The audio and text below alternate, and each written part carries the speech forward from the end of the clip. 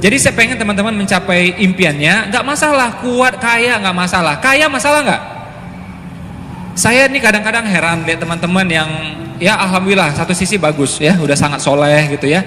Kaya tuh nggak penting Mas Ipo, ya. Yang penting itu tauhid, iman kuat, kaya hati, kaya iman, betul nggak? Jangankan saya, anak TK Khalifah juga tahu tuh jawabannya, ya. Nomor satu kaya iman, kaya tauhid, ya, kuat iman. Ya, itu udah jelas, itu mutlak.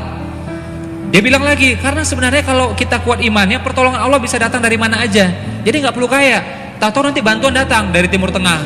Tahu bantuan datang dari Qatar. Tahu datang bantuan dari orang kaya yang insaf misalnya. Tahu kebangun tuh pesantrennya. Nah, ini kan cara pikirnya menurut saya belum sempurna. Kenapa nggak dia yang berpikir? Ya dia yang bisa membiayai, benar nggak? Dia dong yang membiayai. Kenapa yang mikirin dari orangnya? Ya, jadi nothing's wrong with kaya, ya, nggak ada yang salah dengan konsep kaya sebenarnya. Tapi Mas Ipo kan agama ngajarkan kita untuk zuhud, untuk apa lagi? Sederhana, untuk apa lagi? Untuk qanaah, ya. Apa itu qanaah? Merasa cukup, itu qanaah, ya. Benar nggak itu? Qanaah sederhana, ya, itu soal rasa. Soal apa? Soal apa? Ini harus interaktif kata Mas Ardi tadi ya, agar masuk ilmunya. Makanya anak kecil itu belajar 6 jam sanggup. Karena dia belajarnya itu interaktif. Dia terlibat. Oke? Jadi qanaah itu soal apa? Rasa. Sederhana itu soal rasa. Jadi misalnya uang di kantong kita 100.000 tetap qanaah, merasa cukup. 100 juta qanaah, 100.000 qanaah. Ya? Jadi soal rasanya, uang mau boleh naik turun. Sederhana juga sama. 1 miliar sederhana, ya. 1 juta sederhana. Naik lagi 20 miliar misalnya, tetap sederhana. 30 miliar tetap sederhana. Jadi hartanya boleh naik turun. Ini salah paham. Kita berpikir kalau mau qanaah, kalau mau sederhana, kalau mau zuhud itu mesti kere atau duitnya pas-pasan, sekedar-sekedarnya aja. Ini yang salah kaprah. Definisi kaya yang saya sampaikan adalah apa? Produksi sebesar-besarnya. Produksi itu hasil, ya. Kinerja, bisnis, itu mesti sebesar-besarnya, ya. Produksi sebesar-besarnya, konsumsi sekedarnya. Nah, dipakai sekedarnya, distribusi seluas-luasnya, ya. Ada yang bilang, Mas Ipo, tapi banyak tuh orang kaya nggak bahagia, betul nggak? Banyak orang kaya nggak bahagia, lebih banyak lagi orang miskin nggak bahagia, tahu nggak? Udah susah nyusahin orang, ada nggak kayak gituan? Banyak, ya. Jadi nothing's wrong with kaya sebenarnya. Tapi masih lihat tuh di TV tuh banyak tuh orang kaya yang bercerai, banyak orang kaya yang berantem, ada orang kaya lagi yang berkasus. Benar nggak? Orang kaya ini kemanapun dia pergi dia jadi sorotan. Ya. Orang kaya ini benar nggak? Kemanapun dia pergi jadi sorotan. Ya. Jadi makanya kalau dia bercerai diliput. Kalau orang miskin bercerai, ya biarin aja kayak gitu. Teman-teman boleh pergi ke di pengadilan ini ya, pengadilan agama. Yang bercerai itu mohon maaf ya, lebih banyak yang miskin. Ya. Nah, saya tidak permasalahkan miskinnya di sini ya. Yang mesti kita miliki adalah entah kita kaya atau belum kaya, miliki mental apa? Mental kaya. Dan Islam itu sungguh-sungguh terhadap konsep kekayaan. Ya. Kenapa? Ada perintah untuk apa? Haji, umroh, akikah, kurban, zakat, sedekah. Itu sulit kita lakukan kalau kitanya miskin. Benar nggak? Ya. Jadi kita walaupun miskin mesti punya cita-cita untuk lebih baik ekonominya. Kan yang penting bahagia Mas Ipo. Oke, miskin bisa bahagia. Tadi saya diwawancara sama majalah, saya bilang miskin pun bisa bahagia kok. Tapi kalau kita miskin sulit membahagiakan orang lain. Benar nggak? Orang miskin bisa umroh nggak? Bisa, tapi nggak bisa mengumrohkan orang. Orang miskin bisa sekolah nggak? Bisa, tapi tidak bisa bangun sekolahnya. Itu bedanya. Ya. Tapi Mas Ipo banyak orang kaya yang sombong tuh. Ada nggak? Sombong tuh soal karakter, ya. Miskin pun sombong dia. Ketika kaya, gimana sombongnya? Menjadi-jadi, ya. Jadi Will Smith mengatakan kekayaan itu mengamplify, ya. Jadi kekayaan tidak mengubah orang, kekayaan itu mengamplify sifat dasar seseorang, memperbesar. Jadi ketika miskin dia sombong, ketika kaya gimana? Makin sombong. Ketika miskin dia dermawan, ketika kaya gimana? Makin dermawan, ya. Jadi kurang lebih seperti itu. Sama juga ya. Wah, buktinya begitu kaya akhirnya kawin lagi Mas Ipo. Ya sama aja. Waktu miskin juga pengen sebenarnya. Cuma nggak bisa aja. Ya, ini muka-mukanya nih kelihatannya ya, nah ketawa-ketawa itu ya. Jadi kekayaan itu sebenarnya netral dia. Nah, kalau kita memberi makna kaya ini jahat, sulit kayaknya, seperti mental block. Ya, sama kayak tikus. Tikus bagi saya dijelasin seperti apapun saya nggak akan mau dekat sama dia. Walaupun dikasih tahu ini satu family dengan hamster, tetap saya nggak mau dekat sama dia. Oh ya, nah itu udah mental block bagi saya terhadap tikus. Jadi tikus jorok, tikus kotor, saya tidak akan mau dekat sama dia, apapun penjelasannya. Ya, oh ini udah dimandiin, udah dibersihin, ya udah wudhu, tetap aja saya nggak mau. Ya, satu family dengan hamster, satu family dengan kelinci misalnya, satu genus, tetap saya nggak akan mau.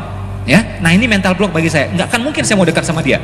Nah, kalau di kepala kita masih ada makna bahwa harta itu kotor, kekayaan tidak akan bisa diperoleh kecuali kita menjadi sombong, culas, ya, kita nggak akan bakal kaya karena akan ditolak lagi oleh bawah sadar kita. Ya, nah ini mesti dibenerin ya. Ini adalah doktrin dari Belanda. Ratusan tahun lalu ya mereka mengatakan, mereka ini Snoek Hugro-nya ya, ada ditulis di bukunya The Acehness, orang-orang Aceh. Dia mengatakan, wahai muslim-muslim Aceh, kusyuklah kalian beribadah di musola. Kebun-kebun urusan kami. Tuh dia cara memisahkannya itu. Ya. Nah, ini masih banyak ketanam di kepala-kepala kita. Saya bilang ya, andai kata umat Islam sekarang ini ya kuat imannya, kuat hartanya, itu Israel main petasan aja nggak akan berani deh. Kita kedip, langsung berhenti deh itu, ya beneran, ya kita nggak usah ngomong, nggak usah demo, ngapain demo kayak gituan. 1 juta orang miskin demo nggak bakal didengar. Yahudi jumlahnya berapa? 14 juta coba. Muslim berapa? Hampir 2 miliar. Kenapa 2 miliar ini gak didengerin? Karena gak punya kekuatan ekonomi. Ya, gak punya kekuatan ekonomi. Berapa waktu yang lalu teman-teman tahu apa? Itu salah satu investor terbesar di dunia Yahudi datang ke Indonesia. Ya, ini 2 kubu yang berantem langsung rukun. Ya, ini gak ada yang tahu nih kenapa. Media gak bisa membahasnya kenapa. Ya, langsung rukun tuh yang 2 kubu nih, langsung rukun. Pas dia pulang rukun dua-duanya. Kenapa? Ya, dia bilang investasi dia di Indonesia ini belasan miliar dolar, ya, tersebar di 2 kubu ini, dan sekian bulan mandek, ya, gara-gara berantem nih, ya.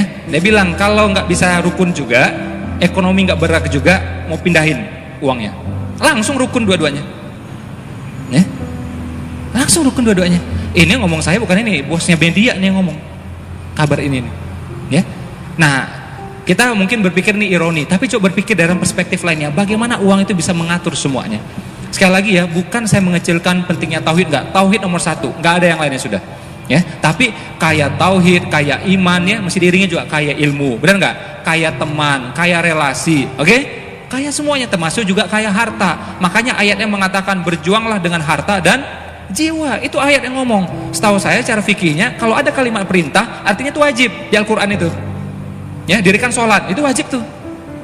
Ya, bayarlah zakat, wajib tuh. Ya, taati orang tuamu, wajib itu. Jadi kalimat perintah di Al-Quran yang saya pahami, kalau dia kalimat perintah itu artinya wajib. Ya, termasuk berjuanglah dengan harta dan jiwa. Artinya apa? Kalau belum punya hartanya, harus dipunyai hartanya. Benar nggak? Ya. Nah, bagaimana caranya? Boleh tahu siapa yang masih kerja? Biar saya bisa kasih solusinya langsung. Yang kerja siapa? Yang punya usaha? Oke, berimbang ya. Jadi kalau yang teman-teman yang masih kerja nggak masalah. Kakak kandung saya juga kerja kok. Latihan investasi. Latihan apa? Latihan apa? Investasi. Khadijah investasi. Nabi Muhammad berbisnis. Fair is choice. Pilihan aja. Ya, kakak kandung saya dia investasi. Di mana ada namanya properti, atau invest di bisnis orang lain, atau di emas, ya, atau di reksadana, cari yang syariah. Ya, simple banget. Jadi nggak melulu di kepala kita ini kalau mau kaya melalui bisnis, nggak harus. Sebenarnya bisnis juga, tapi investasi di bisnis orang lain. Namanya properti, namanya reksadana, ya, dan seterusnya. Ya, makanya Umar bin Khattab mengatakan, ya, wahai pekerja, jangan habiskan semua upahmu. Sebagian belikan ladang, sebagian belikan kambing. Apa itu ladang? Properti. Ya, apa itu kambing? Aset produktif, berkembang terus. Ya. Nah, ini orang Islam zaman sekarang dua-duanya nggak punya, kambing nggak punya, properti juga nggak punya. Ya, ini mohon maaf ya, tinggal di pinggir-pinggir itu semuanya. Ya, mereka yang makin ke pusat semuanya. Salahkah mereka? Nggak salah. Allah izinkan persaingan bebas kok. Kita dikit-dikit ngomong konspirasi Wahyudi, apa ini ngomongnya? Capek saya dengar kayak gituan itu. Cobalah berpikir ya, Belanda misal mau nyerang Indonesia, terserah dia mau pakai meriam, mau pakai celurit atau pakai nuklir, benar nggak? Kita nggak bisa ngatur dia. Oh curang-curang pakai celurit, nggak bisa kayak gitu, terserah dia. Jadi kalau dia mau bikin konspirasi pun ya urusannya dia. Yang kita bisa lakukan adalah apa? Kitanya. Makanya guru saya mengatakan, coba pikirkan baik-baik ya, mana yang lebih hebat? Konspirasi politik mereka, konspirasi ekonomi mereka, atau apa-apa yang diwariskan Allah dan Rasul untuk kita? Mana yang lebih hebat? Tentu ini lebih hebat. Ya. Apa yang mereka skenariokan itu, mereka punya rencana, Allah juga punya rencana, dan Allah sebaik-baiknya pembuat rencana. Benar nggak? Jadi sudah rencana terbaik, oke? Dan kita ini apa? Ditakdirkan, bukan meraih lagi sudah. Kita ini sudah ditakdirkan menjadi umat terbaik. Bayangkan, rencana terbaik dibikin sama Allah, ya, dieksekusi oleh umat terbaik. Kalah juga coba. Artinya apa? Yang goblok siapa coba? Yang eksekutornya ini. Jadi kita belum memantaskan diri sebagai itu, umat terbaiknya itu. Jadi seperti seorang anak udah dikasih nama tuh, namanya Muhammad, tapi kelakuannya nggak memantaskan diri menuju ke sana. Benar nggak? Ya, jadi jangan nyalain orang, itu haknya orang kok. Ya, saya juga berpikir entah benar konspirasi entah tidak. Andai kata benar pun kita nggak bisa kontrol dia. Nggak boleh, nggak bisa. Kita yang diperkuat, benar nggak? Ya, jadi pastikan ekonomi kita lebih kuat, pastikan ilmu kita lebih kuat. Saya dulu kuliah di Malaysia, saya miris luar biasa ya. Orang Indonesia, orang Malaysia itu kalau dari segi kecerdasan, dari segi IPK selalu kalah sama yang lain. Ya, selalu kalah sama yang lain. Saya pergi ke Korea, saya pergi ke Jepang, ya. Saya pikir ya udahlah, mungkin kita kecerdasan kalah gitu ya, mungkin karena makannya nasi gitu ya. Banyak makan roti canai gitu ya. Nah lauknya juga tiap ini kambing semua gitu ya. Mungkin agak lemot sedikit, mungkin akhlak lebih santun lah gitu saya pikir ya, orang Indonesia itu. Enggak juga itu ya. Nih ya, coba pergi ke Jepang, ini klakson-klakson kayak gini nggak ada di sana ya. Klakson din tiap sebentar nggak ada itu. Kalau mereka klakson berarti artinya ya hati-hati, ini bakal bahaya beneran, bakal celaka beneran, baru mereka klakson. Nah kita lihat tiap sebentar nih kayak pasar malam ya, sabarnya nggak ada, santunnya nggak ada, tek seperti itu. Mungkin itu lalu lintas doang lah, mungkin kebersihan masih benang lah, jangan ditanya ya. Masuk saya ke kampus di sana, saya tampil di kampus di Jepang sana, di Osaka ya. Itu datang orang sana masuk toilet ya, bersihkan mukanya di wastafel, ada kain di sana ya, tanpa ada yang nyuruh, tanpa ada kamera, tanpa ada hukuman. Apa yang mereka lakukan? Kesadaran sendiri, selesai cuci muka langsung dilap. Selesai cuci muka langsung dilap, ganti orang lain ngelap sendiri, nggak ada yang merintah. Oke? Heran saya, yang nggak bersihnya itu cuma satu.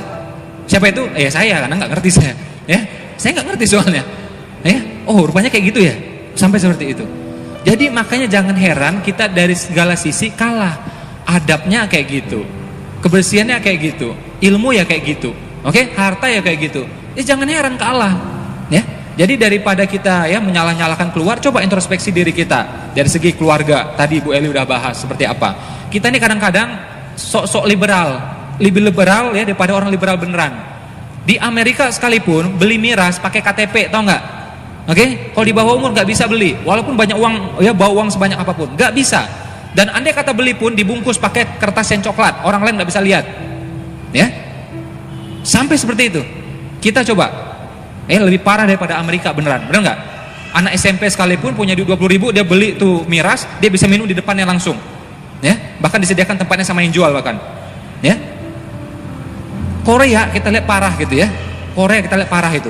Gimana pun bagi orang Korea, prostitusi adalah ilegal bagi orang Korea. Andai kata ada pun sembunyi-sembunyi itu, oke? Kita bisa berada tuh tengah kota juga banyak dan legal. Kalau kita mau gusur nggak bisa. Sampai seperti itu, ya.